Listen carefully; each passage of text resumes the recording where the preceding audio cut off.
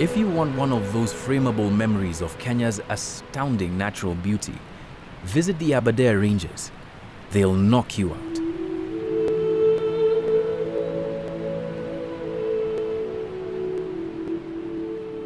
But like many other things in Kenya, its beauty and the usefulness of the rivers that spring from here shouldn't be taken at face value.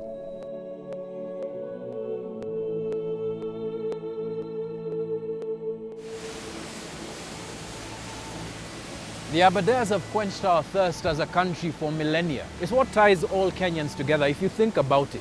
This water pillar feeds the cities, it feeds our countrysides, and it feeds the pastoral communities downstream from here. But this wonderful looking waterfall and the many that's around it here in the Aberdare Ranges is hiding something from you. The waters that flow down from the Aberdares aren't reaching where they used to. And that means that a disaster is on the horizon for the pastoral communities that depend on the river that flows from the Aberdares, the Iwasonyiro. My name is John-Allan Namu. I'm a Kenyan investigative reporter, and I'm on a journey. I'm following these streams down from where they start, high above most of Kenya, down to where they join to form one of northern Kenya's most iconic rivers, the Iwasonyiro. But the story I'm looking for is about the people who depend on it. From when the river is full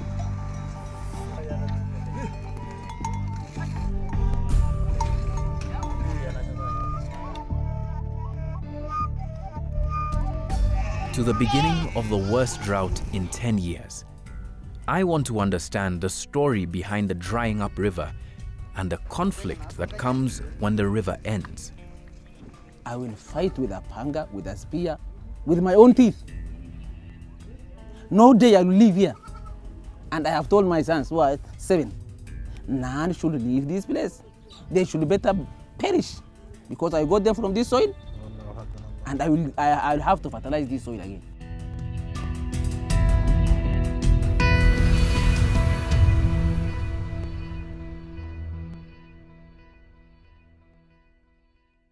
Mount Kenya is here and the Aberdares is here. Mount Kenya and the Aberdares Ranges. Where we have got these water towers, okay, is where already the cloud system are based, okay? And remember, these are the regions which are feeding the whole of this region, and even they feed Lake Victoria. And some of this water also feeds to the Indian Ocean, okay? So, in the absence or in the presence of the climate change, and things now change here, they will certainly change the lifestyle of virtually everybody in this area. Between the months of October 2016 and April 2017, all forecasts have shown that Kenya will be in the middle of one of the worst droughts in almost 10 years. But because it's hot now, many of us Kenyans will have forgotten that just a year earlier, this was one of the wettest periods in almost a decade. We were in the middle of El Nino, a weather phenomenon characterized by very high amounts of rainfall. In particular, if you look at the El Nino phenomenon, we know that we had an El Nino phenomenon in 2015, and that was as strong as the one we had in 97 and 98. These are two very strong El Ninos. So what we're now seeing, we're seeing the tail of that. We had a failure in the short rains last year, and it is very likely, I think the forecast is that the long rains will also be affected. It is part of the phenomenon. For a long time now in Kenya, we've seen reports of the effects of drought in some of the driest parts of our country, which is over 70% of Kenya's landmass. Rainfall levels in December were too low to reverse the dry spell in counties. A devastating drought is swirling through the northern, southern and eastern parts of the country. What is being described as the worst drought to hit the country since 2011. In September 2009, during the last La Nina period, I reported on one effect of drought: violence.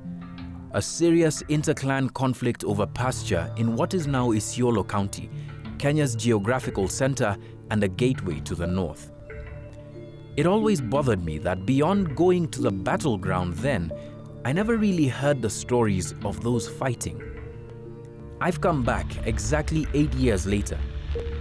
This time around, to hear the stories of the people who over the course of the drought's unfolding will be the hardest hit by extreme weather.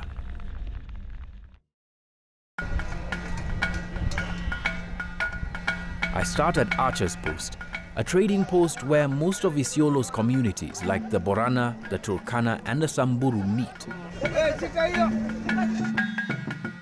It's a livestock market day. People come from far away. It's a good time to make a sale. Grass and water are still available, so most of the animals here are healthy and will fetch a good price. But this is the tail end of the good times. Already, water levels in the Owasongiro River are looking quite low. I want to hear what local herders are thinking about the times ahead.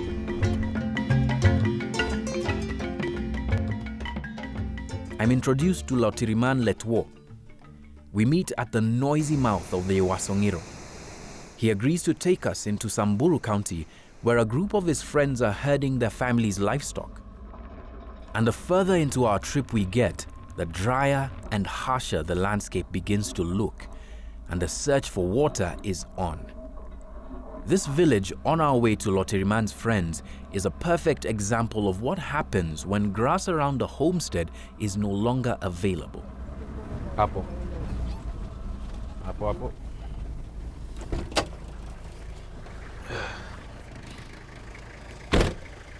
Nalparemo Salenyi's husband is already out with their family's herd. Vipi? Salama, eh? Mambo. Haya, tunaweza enda sasa. Haya. Tanionyesha ni wapi?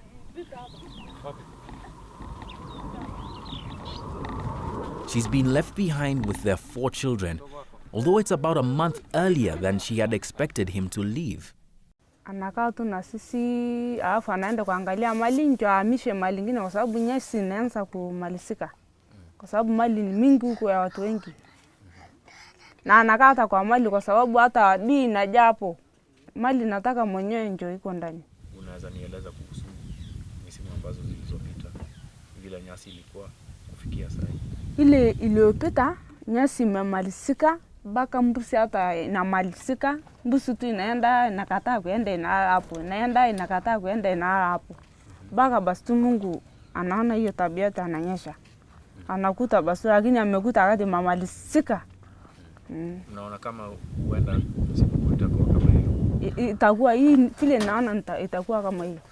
Lotiriman's fellow Morans have been driving their cattle deep into Samburu County along the Owasongiro.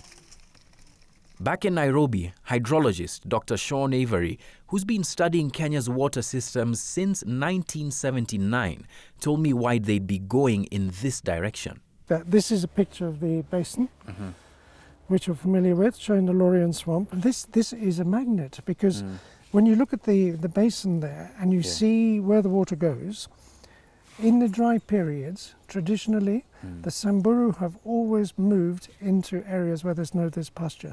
These areas here collect water from the Matthews Range, from the Ndotos, from the Milgaslugga, from the Wasangira as well, but a lot of it comes in from these other areas. So that basin there is a basin which all these pastoralists know about. They come down from the north, they come from all directions to exploit those resources. Around here. The Owasongiro feeds into a large catchment area north of Isiolo called the Lorian Swamp.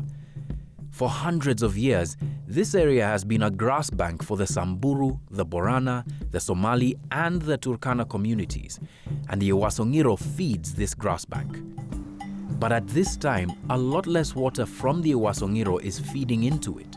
Actually, if you look at Owasongiro River, the volumes of the Owasongiro River over the years has been actually going down or going low. This is because of one, there has been poor, what we call, say, drainage in terms of feed, because this Owasongiro River depends on the other feeder rivers. But if it does not go there, it means actually death. It takes us nearly a day's driving to get to Lotiriman's friends. For any herder, this would be a sight for sore eyes. Healthy herds in their hundreds.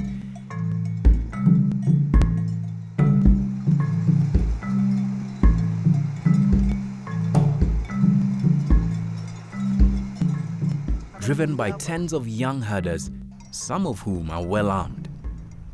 Just a few meters away, though, is evidence that the river is drying up faster than usual. It's still early in the dry season, but these young herders will be pushing up further north to areas where other communities are grazing. Tukienda simu sisi huku tunang'ang'ana na Boran sangine maji hapo mpaka Kom mpaka Serel Barua na kwa tunang'ang'ania na maji pande hiyo na wajamii kutoka area Boran. Up north, where they're headed, the Borana and the Samburu have fought before, and it's been deadly. In 2015 alone, 310 people were killed in intertribal clashes in northern Kenya. According to the United Nations Office for the Coordination of Humanitarian Affairs, Samburu, where I met Lotiriman, and Isiolo are 2 of the 5 hotspots. Most of the men here are well armed, but are unsure about who we are and keep their guns well hidden. But when we settle down in the evening, there's no sign of tension about our presence there.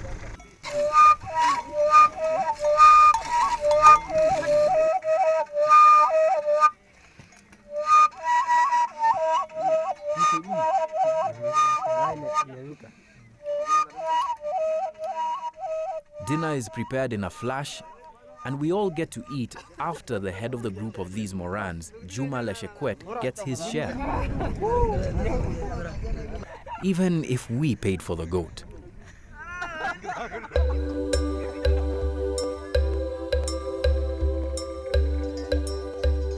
At dawn, everyone is up and ready to go again.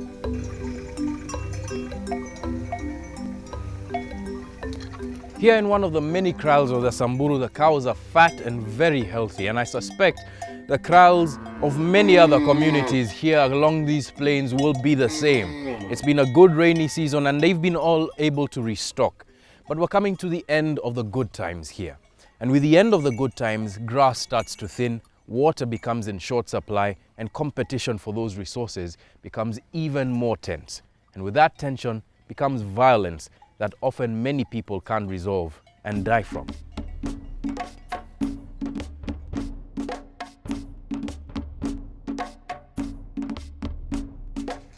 These Morans will graze their herds here a little longer before pushing up northwards towards Borana territory. Juma, the Moran's leader, knows that diplomacy will be very important as they go forward. Tunaenda kwa kwanza baada ng'ombe hajaenda hapo wajamaa tunaenda kwa hii bor mpaka tunaenda hapo tunaomba hapo Ni kama kuna uhasama kati yenu na Borana, kuna shida gani? Sisi na Borana tunapigana tu kama tunashinda sahi kama mwaka moja, mwaka ingine ya pili tunapigana hivyo tu. Ni kwa nini juu ya malisho ama ni? Juu tu ya malisho.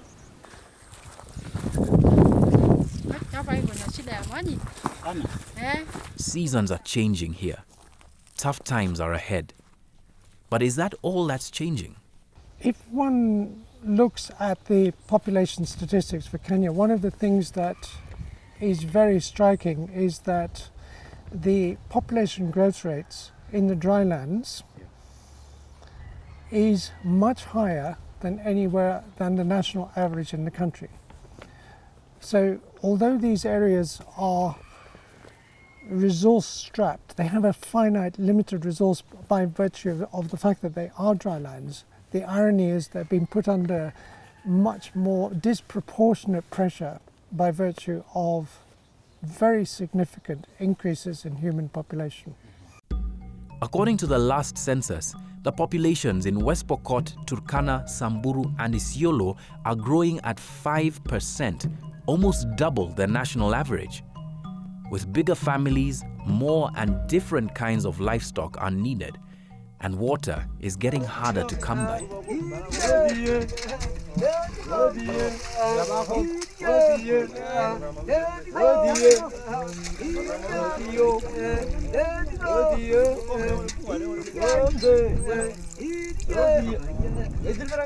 I leave Juma Leshekwet and his boys walking into an uncertain few months ahead as they wait for a rainy season that forecasters have said will be delayed.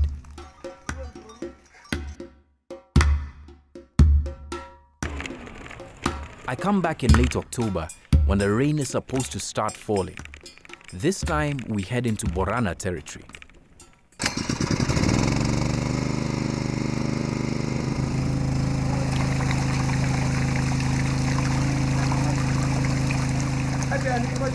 We start at a shallow well in Kina.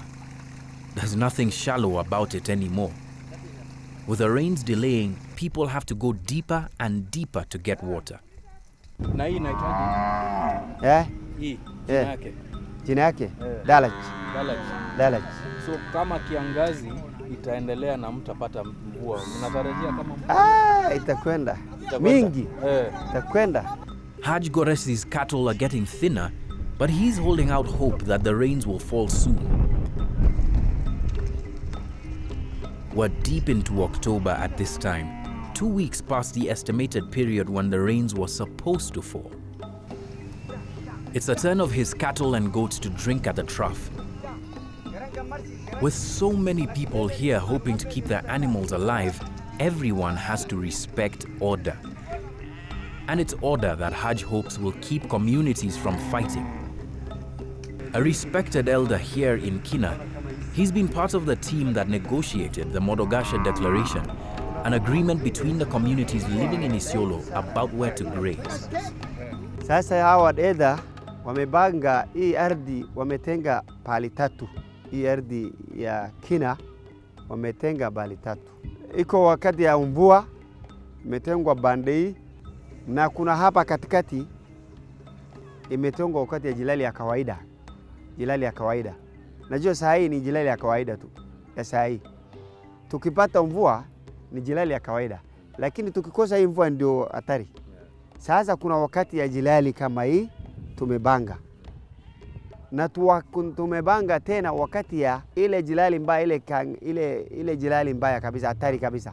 Tumedenga bande hii ya karibu na Mero, mpaka yetu na Mero hapa katikati. The declaration isn't holding very well. We're already hearing murmurs about some cattle that were stolen, and no one's taking any chances.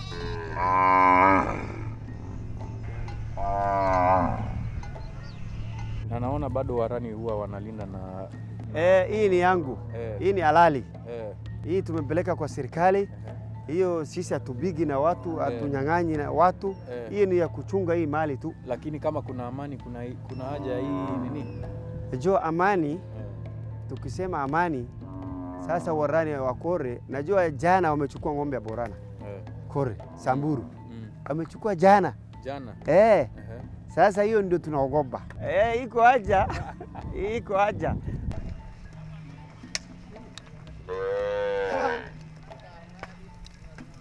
Haj had to drive his cattle 17 kilometers just to get here.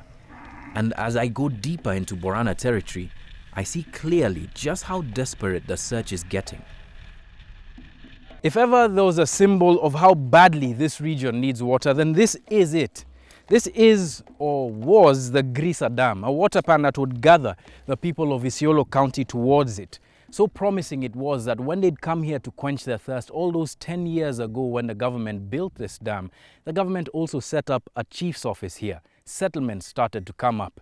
It looked as if this region would finally turn around its fortunes with regard to the lack of water. But years and years of drought had made sure that where I'm standing now, where water would reach about my waist, would eventually shrink and shrink further from the edges of this dam and finally go into the ground. And all that's left are cracks. The fault lines in intertribal relationships here are getting deeper as well. HUSSEIN BILLOW would know. He's the head of the Kenya Police Reservists in the area and has just come back from resolving a rustling dispute between the Borana and the Samburu. So sasa hii ng'ombe, mara ya kwanza ni ng'ombe ya Samburu ndio ilipotea. Alhamisi wiki iliyopita. Ng'ombe 10 na punda 3. Hizi punda ambazo sasa hizi mliziona. Lakini ng'ombe tayari tumesha Osamwa hapa ng'ombe 8 lakini hatujajaza hesabu, tunataka kupeana kesho yote. This shouldn't be taken as a small victory. It's progress. Considering that all the communities here are very well armed, the reaction to this theft could have gone very differently. Mimi nimepigwa risasi mara 3. 3 times. Hata saa nyingine iko kwa mwili yangu. Nimekoma ndani. Na hata sijapata usaidizi wa kutolewa na inahitaji operation. Hata ningeomba kwa mimi maoni yangu bunduki yote yalalishwe. Kwa sababu ikihalalishwa tutajua ni nani ndio ameiba na bunduki. Na tukijua ni wewe tuko na jina yako na tunajua bunduki yako, hata uwezi enda kubadilisha ulete nyingine mbaya. Kwa sababu namba serial number imeandikwa, kila kitu imeandikwa, tutakukamata. Na inakuwa rahisi kucontrol. HUSSEIN is often at the front lines of clashes between communities, trying to separate them when things get violent. He points us in the direction of a place where mediation came too late. She had no livestock, no goat, no cow, no camel. She had nowhere to go.